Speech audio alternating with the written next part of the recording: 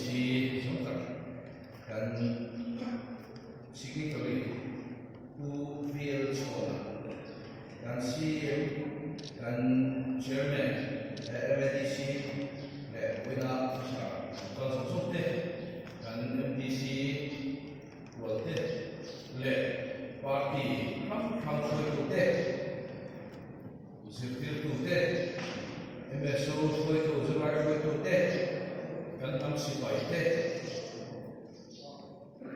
Wila kan kom sung remna ni jampa, wis tum na sipai abu acu. Wila akhirin pun mai remna ni jampa wis tum na ang thea. Ni siapa pangin ang masakit akhirin na tu. Kasih leh ini mina elai mina kalau singa kan tu mungkin kalau sampai lewa kan suai tu deh kalau sisa deh mina langsung cah kalau dia tak mudah makan di deh kan sia dia nak nanti lah di luar ada cuan elai kan setuju di sini headquarter Upa, di seorang masa, muna cuan ambil kita bawa ke kucing dan bayi, kual don sumsara, kual sen sumsara, dan kucing dan bayi, ekam buah, kodam puina, kontak tu, dan ini dia, seorang sun puina dia, lom tu, dan sedua, in, layak di sini, mai, komasol tu deh, district council. Long xuống son tu về cộng mấy cái gì kalau cộng mấy thì mình làm lâu còn sống na cái DC chera chúng ta xuân lại cũng xuống để district council mà cái mà một thế sự tham gia thì mấy ông nào cũng có cái đâu không mà rồi sẽ tiệm một tháng cũng được qua chẳng chẳng cái gì ăn uống cái gì à tiền thì mỗi năm sẽ được chưa Hilaya Transport Department kan sana. Hulai ini ni kan buat dia bus station kan tak. Ni kalau dia bus station transport kan dia perlu berita nanti pasien yang mesti disuan proses ini so mana mungkin tak mungkin propose building seperti turin macam tu, kau nak, kalau yang kalau tu deh, mulakan buat versi dua, then district council court, kan doa, kan district council, deh, kalau campur ni kita, kan siapa, kan siapa mungkin minta dong semua, district council lupa le, misalnya kan enton, cerita dengan history, political science, semua, sebenarnya munting kan ya dia district council court aku kami luar lagi maya zofa ini nam kham pathia dina una melaya misalnya semua ada kan ya dan hamzira kham om chu hal munde dan kan society dan culture customary law de von na bun ni ba ni mai ko mo ya en ni ati ba ma la che cham tu de po to ko pinga fia ga dia chu mi tu ta chuan ma la te a tu ma ama lo chu tin hi a mo tin ba han sei ko ke ro chu de til tu la ya sei fu lo ba de a o ve ko ka kan ve ni dai bi chu cha te kan ve ni ni kha we na ka se na ka pri du ko ane in ve a state ka pang so ki la kan ko mun te tu na ka na ka kong te ku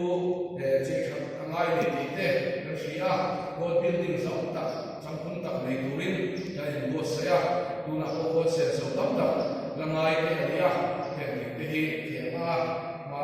la chun lo ma tu nei tu te ne na lo ten dum do le ni te kha we na kan department chang chiu kan te ko ve chu do ni chu hey với hiền kan kun ma hi ka mai ko mo ko mai hi tholai te he mo sa mo chewa chu wang chuan kan rem na ni man chhan hi helaya sang ko so ma ba sai chowa mau tam chamina kan thlen ram huai le independence wala atang khan kan chu palang ti ka hau de pe ka huai ni su ka aron vuma aron vuna lai chawa ka achan mo ti ki kalawa asu na lai kan mutan lai nam kan lo dina kai ke mamli nam thin lung le tu thu mo ma kan lo na bul ataba han kan kan tuwa chu ti ro na ro chuan u na thong thu khiat ma adang kan thiam de bi kan lo khiat da po lo da khet mai thea ai bộ chữ gì là kiểu khả năng công khả năng các đấu sĩ là gan za vai zo fa zo na khang te ta koi mo tu le amun khat au na gan chi bi pa khat mo atama lo ti ai koi ai bộ khan ni sila he zo pa par ro za nam khang zo fa te nam khang par chho to ta chang kai tu ni không ai mình đâu phải class đến với là hiện tượng này dấu đi dấu phạt đấy để bùi để hiện trả lại cái điều hiện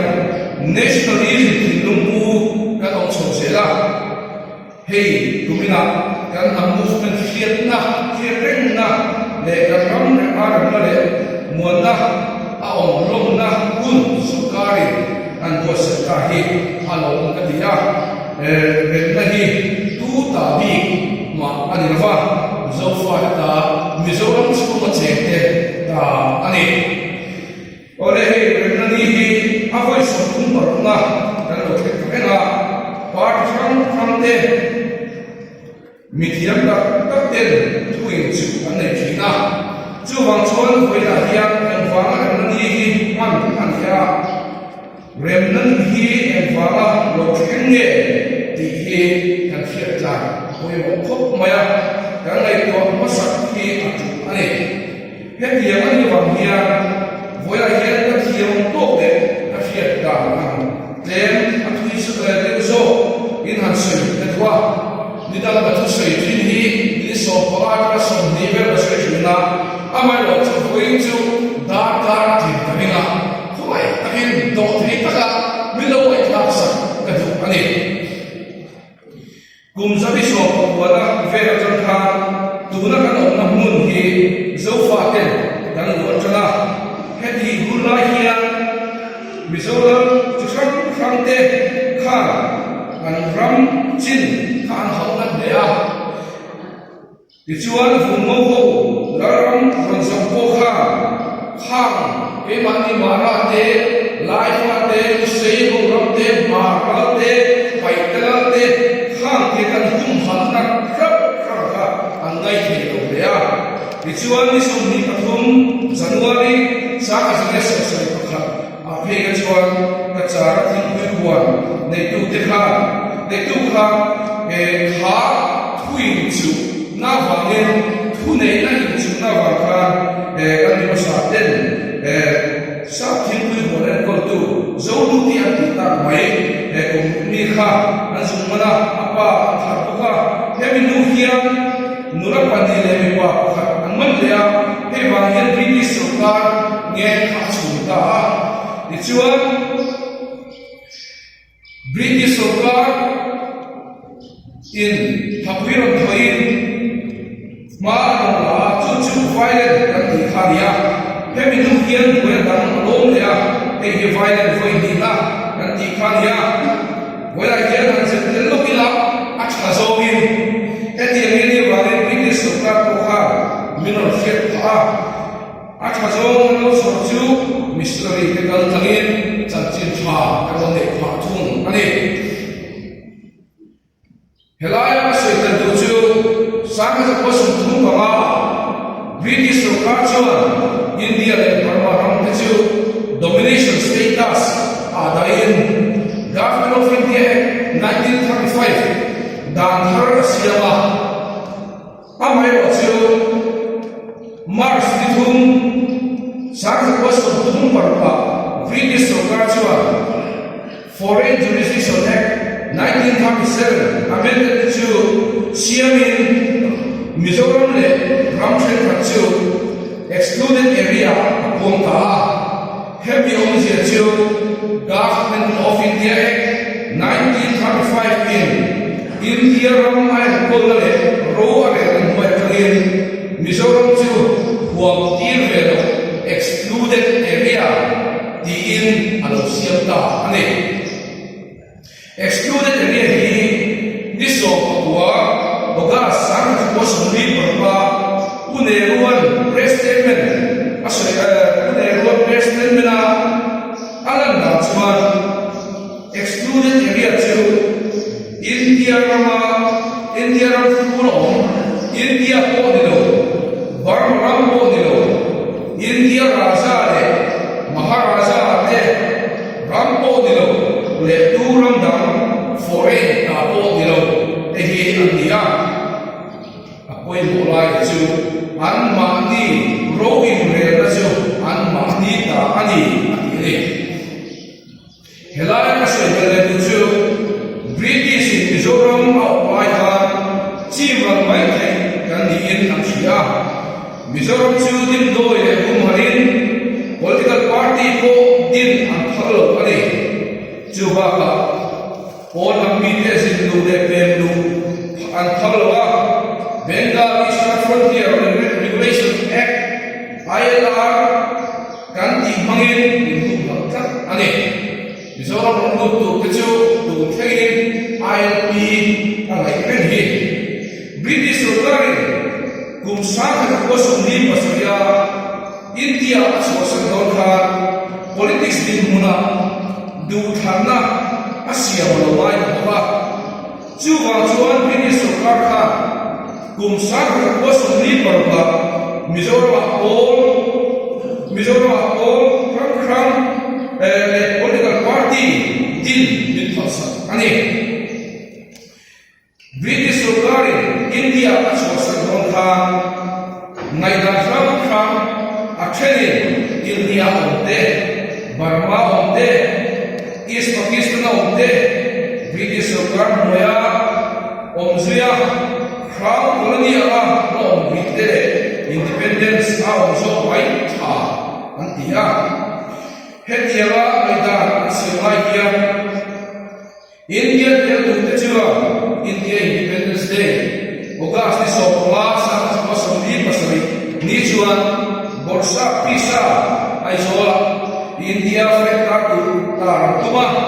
nasa ka dulo tunde ano boka anu ro patangin borsa kha inthante khengwai theite o pangin India fek lo kheng lo ni ati kamot ani tichuan British an chota chuan India kha ano din bunlu na tabiot maya Zofa te marate politics na mo taka taklam lai ha kham tiam do na sa ko ashe chang do lai ha no thil ya mai maya heta kan hian Mizoram chu India rama abet chan ta ko mai ni du thana state le province te an pe ka min pe vedawa Nivia Mars sans possibly pasaya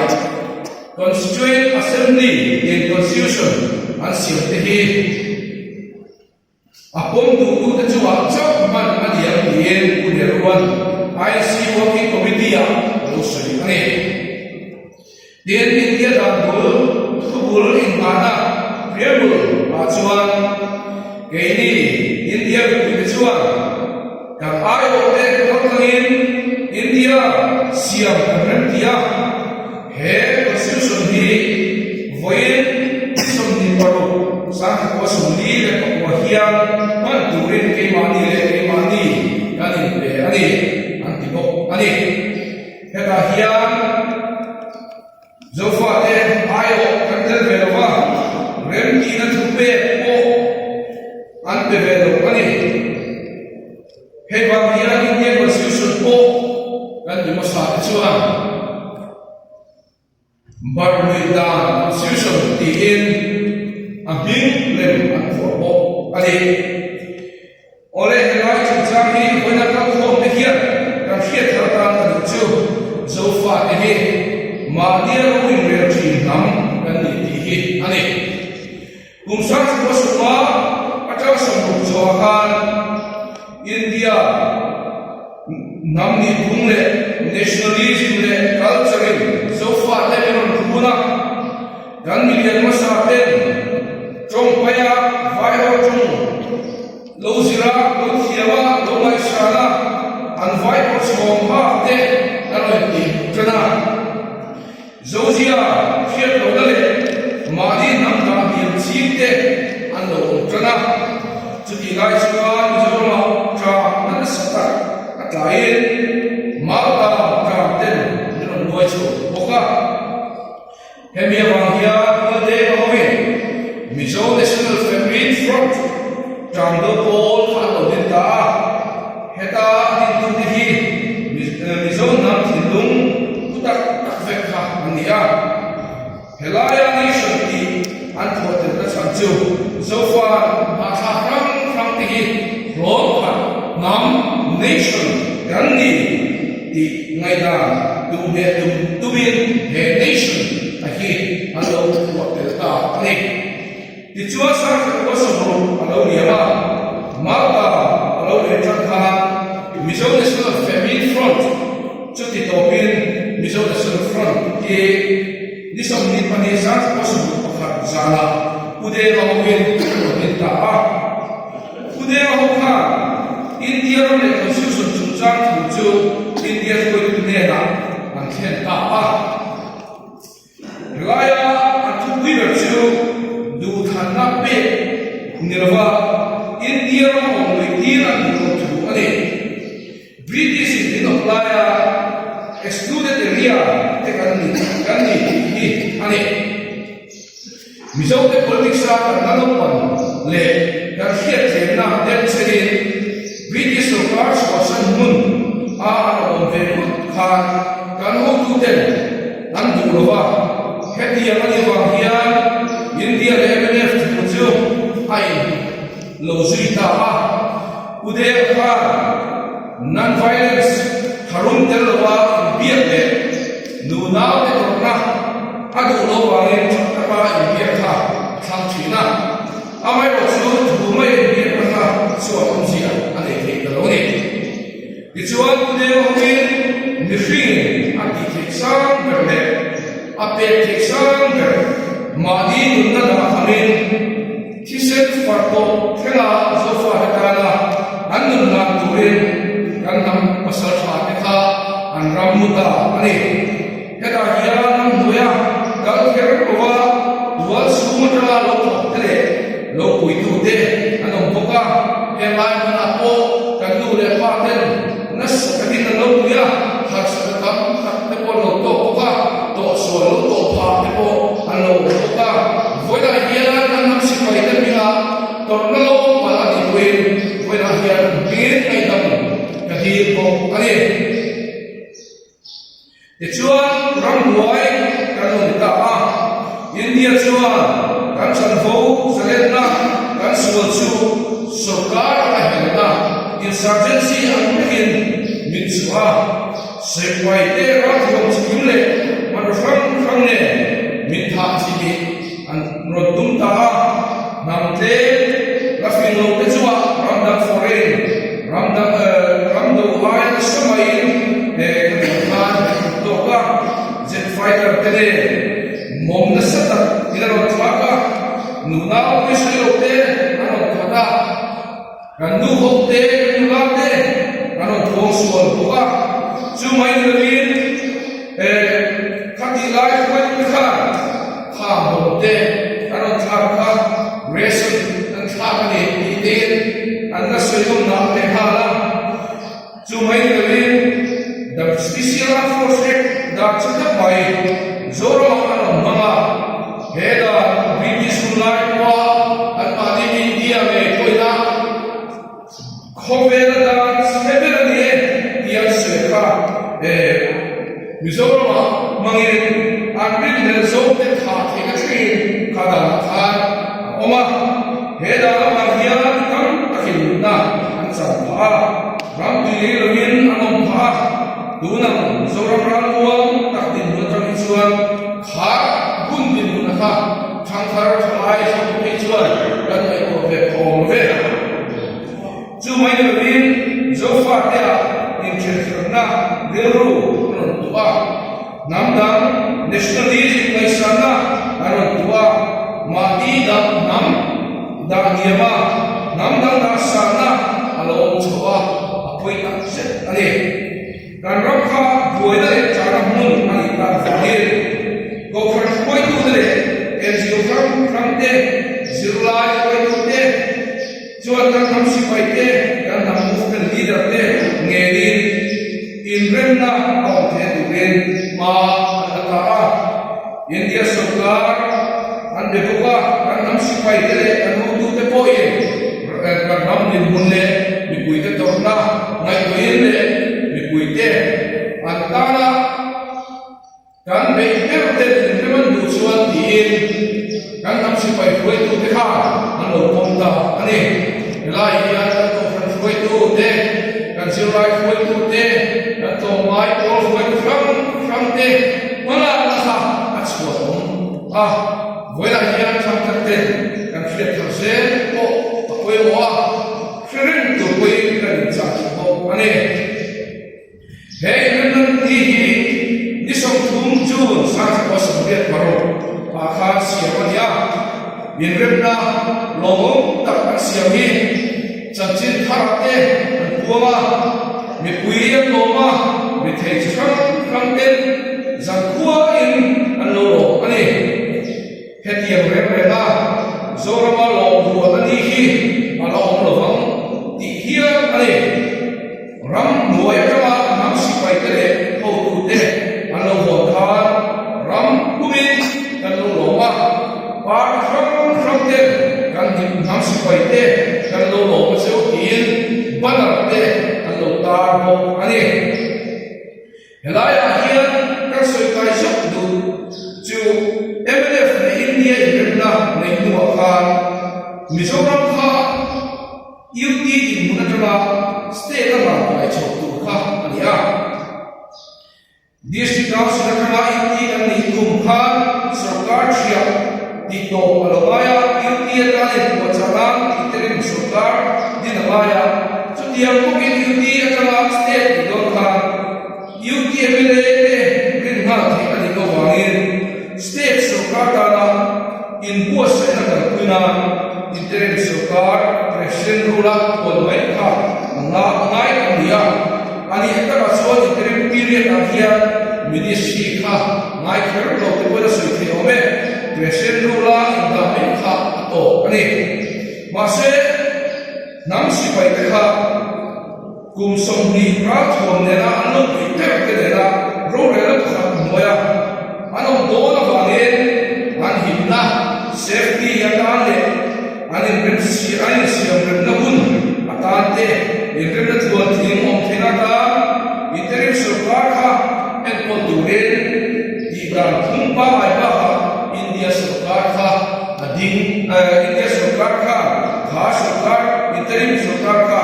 aron din ta ani hetiam ni bunda constitution all me voter vote de tolo ka ho ka sarkar ka ko ka pude le ka ko te anan ti ka thiro pui le chin sia ka bi le remna ina akel tel ko ota ani zu interim sarkar chwa pude le ko ka om tur ti alia hela em hi soi tu ve ko hela chu wang chuan deputy CM ta CM dilai hi om sela cabinet minister chu in polin minister karlai trin polire MNF trin minister pathum ni turin pudele congress vice president ko arjun singh atekha alo rem siawa ichuan congress minister kalare speaker le deputy speaker anvai congress ka pasari anchaga MNF CM ne pali ancham thung ani heaven who here high ministry so karha yamta ani etilai here so fate kantin mun sita skalo we ma dia roin we chin kan ni khelo tam takten kha Indian Israelism get to tela answer kin zalena so kha kan chan boli no tin kan nam sipai te na kan zalena so kan chan boli ti ke phalo le khelam lo tam ta khalo ma zalena so lo nin kan nam sipai te le ko tu te so ko thi na ni chumai le wi zalena so lo ba ma rabin siat kha yes ko thi na ni Masih ini terasuan, terasuan in kan santong turin. Aku laikan asal India so kan santong kha. Mingai sebab orang deh. Saya kemana namni na dan suatu dura high independent movement yang tertui ane. Apa yang terju saya nasional movement. Awak faham? Zofat tinduma nam mai ale zoram le nam kana nalu plek na in huam na thilung nationalism zofa te ruwa lo in tu thar se hi hei hi aro bulai ani ole remnani champa sani na samni ani lo khen hian remna hotin takalia walin tuin chu au thina helaya tuin chu hian Nationalism pani ai suara nasabla per ni na din ram moya sarena kan nam sipai kan suara helna insurgency moya soite no chi ma se ta chuan he nationalism na movement kha ani zo ani ti hoina hian ka se te ko ani le to ma se chu MLF सरकार इंडियन गणना किया India constitution जो फाटे लेकर नाम कुम्हिमना दान को होता आर्टिकल जथुम संसद का जीना खान तारिया जलेना सोलवाने मिजोरम रामदत्ते का फिर लायो का नाम इन कोवेले इन फिर खाता जो मैंने भी Remdal yang mana mungkin tak kan nevage kan rama sare tak lagi takin zate kan lagi pa kun kimatang lai ko chuan kan sare mati hi apa huye ti ko du ani remdahi apa moya enu le kwa tam ka ko pa zo fera ko ta chuan ram ko lai cham chi din khia wir tu ngai cham thar ta ko ram ko dam ta India ram semua mengenai bukan stage yang mana ko curfew sana curfew nunang sana le nam long datang tak jangka le nam long datang tak omni chung tiang la chuan kan nam sare takin kan du soi thein kan du soi thein kan du namuna le thein kan du kununa be chen thein kan om tehi ro puine kan nam election la ko silai ne tinte om velin ramsare ramran ko taka dong hi aluni koila hian thar lela zare nahi am rual hian amam tu de achar tu de amam tu de zare ne tu de hian kan se sia ai nei ka fia e tu la tu kuiber pakhat thi freedom of speech the expression kan ite kan tu zo kan sui thero kan ite hi ani lo zo man kan tam ate igala social media pe tu bel sia dolo tak te na sui chowa tu bel sia dolo panen all te mimala te chum ko te har sakta chulo wa sia ka fu maya pe tianga ni thakna la sui si lo wa thakna la lo rongkaya sui chi wa hiya gan society din bun sin taka tu la hiya ading me ane ti wa ga se lo wa pe tianga ka sen la kan man sola midam te fui poramo do te se